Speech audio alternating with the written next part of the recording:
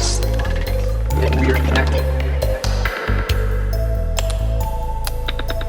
They said that we are one, that we are part of our world, that we're part of one another, that we're part of the earth and changes in the earth.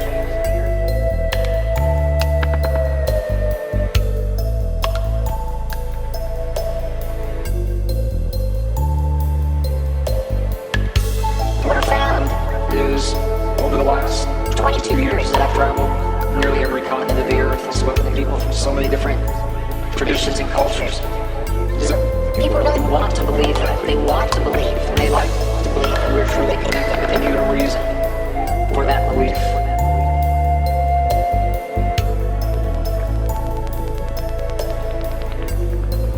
Science is now giving us that reason for our logical mind to make the connection, to see how we're related and how we influence the world, and how by honoring that connection through our hearts, we literally have the power